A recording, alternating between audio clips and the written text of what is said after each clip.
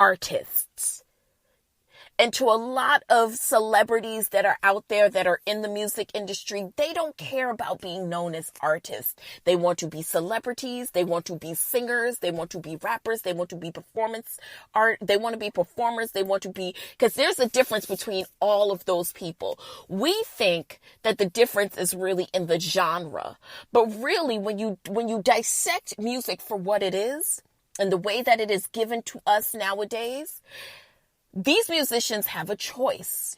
Either you're going to be an artiste and you're not going to limit yourself, and you're going to perform and you're going to sing and you're going to be a musician. And being a musician means, yes, playing a musical instrument, but it also means using your talent as an instrument.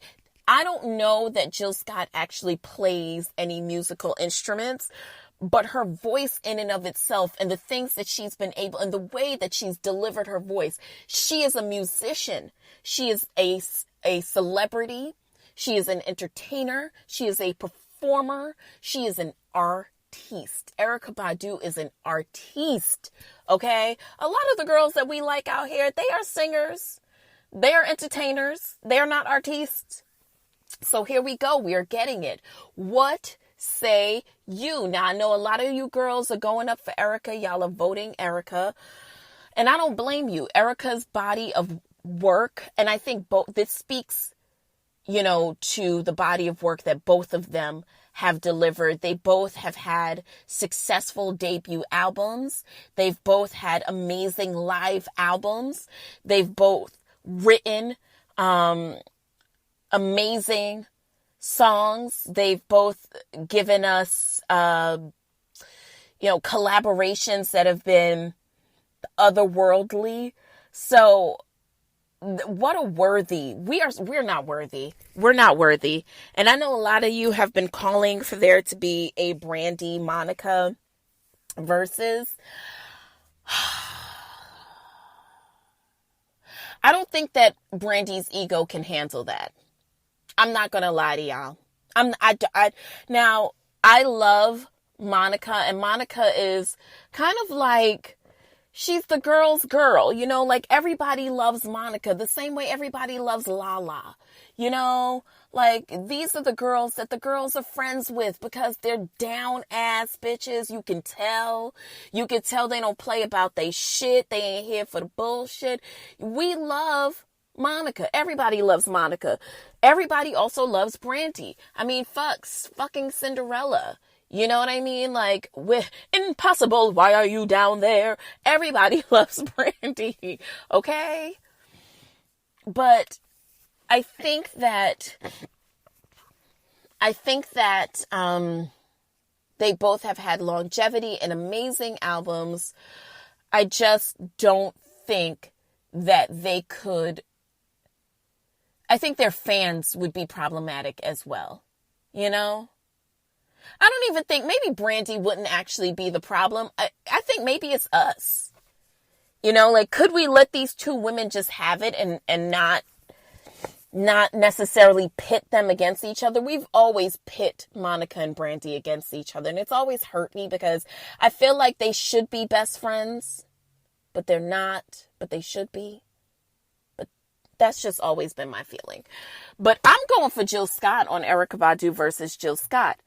I'm going for Jill Scott. I'm going for Jill Scott. I love Erykah. Erykah is like, bitch, I'm just blessed to have gotten both of them in this lifetime. We are just blessed. We're blessed. We don't deserve to have both of them. All right. You know what, you guys, let's take a break. Let's come back and let's get fresh and set the table. We'll be right back. All right, and we are back. So every week we set the table for a different topic, allowing us to explore our true purpose for coming together every week and engaging each other, which is mindfulness and consciousness. And whether it is through some sort of example story or something that I'm struggling with, I always use these topics to hopefully expound, your mind on a specific subject and how one truly intakes and how one reacts or chooses not to react to any emotional situation. But this week, I am going to set the table with my very own TED Talk. So I am hoping that I'm actually claiming this TED Talk in advance.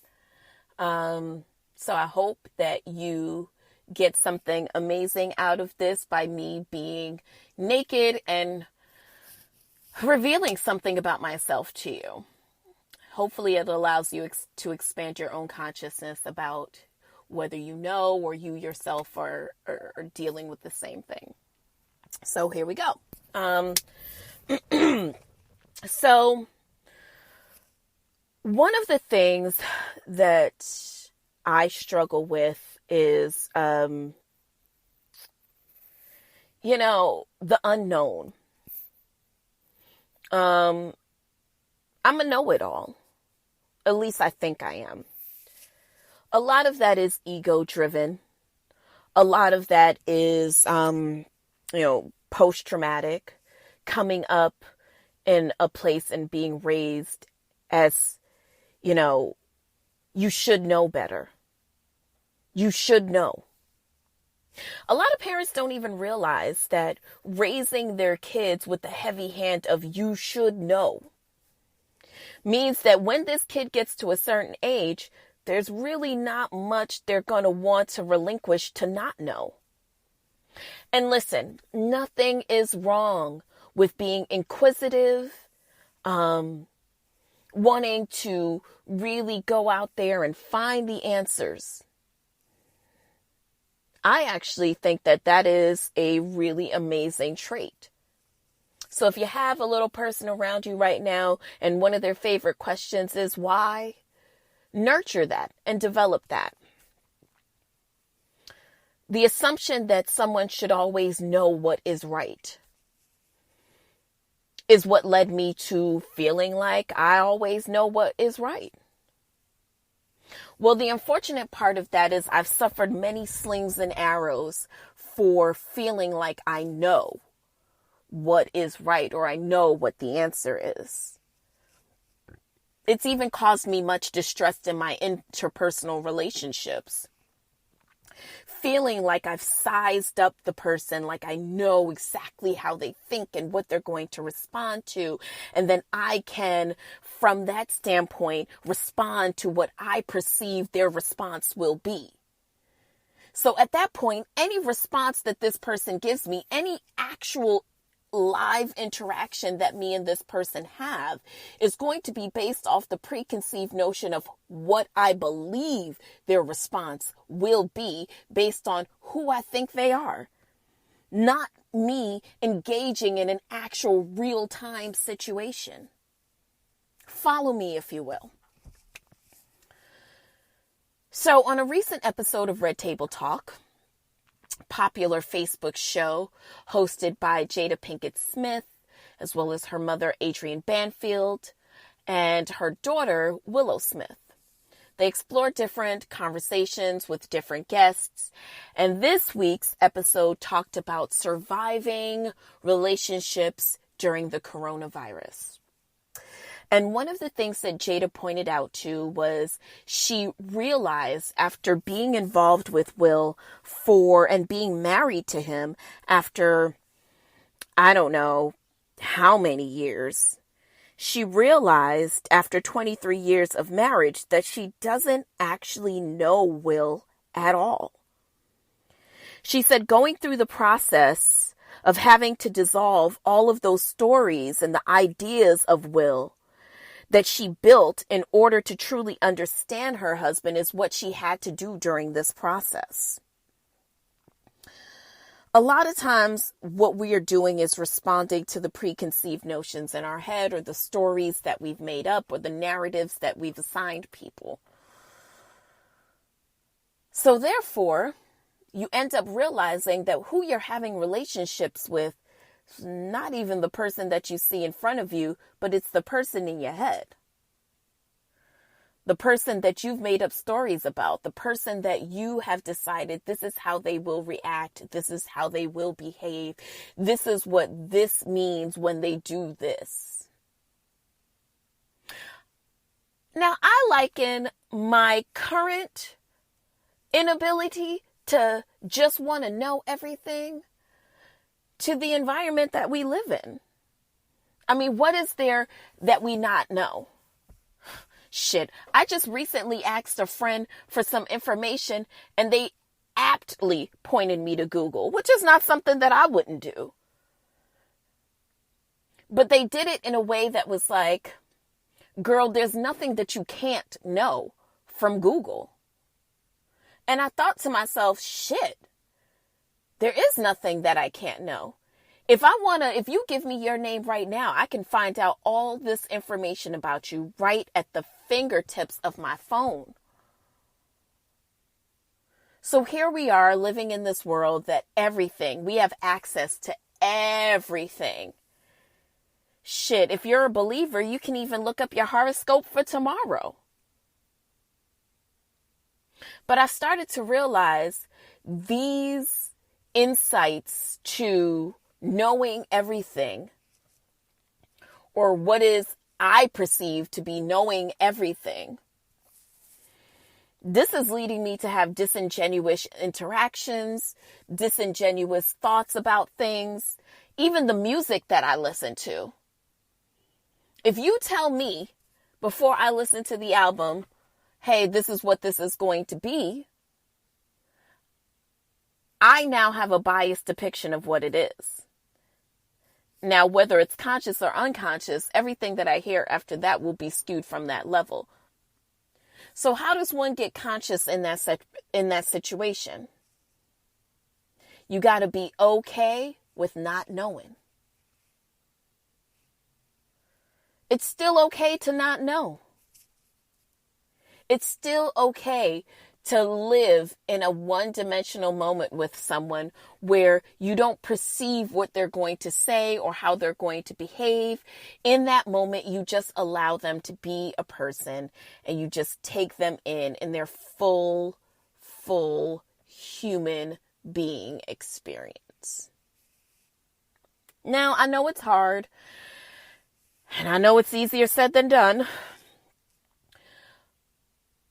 but how are you supposed to live an authentic life knowing every footstep that's coming in front of you? That's just not how we're built. Now, I know the world tells us different, but leave a little room for happenstance, a little room for magic, if you will. There's no way that you're going to have all the answers, and that's okay. You don't need to. Despite what you've been told, despite how you've been raised, not knowing the answer to everything it's okay. It's okay to say to someone, hey, you know what? I don't have enough information to form an opinion about whatever. Which I guess is a cute way of saying I don't know, but I sometimes don't know.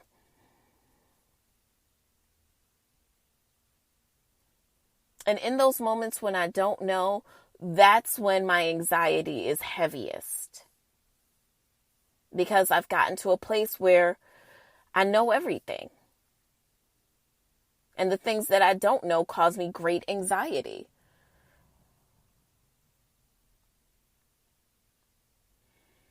But in those moments, it is imperative that I perform self-talk before myself talks to me. So I can say to myself in that moment, hey, you don't know the answer and that's okay. You can pray for a desired outcome and then you've got to release. And that's it. So enjoy the moment for what it is. And be ye not anxious about tomorrow. Thank you guys so much for listening. As always, You guys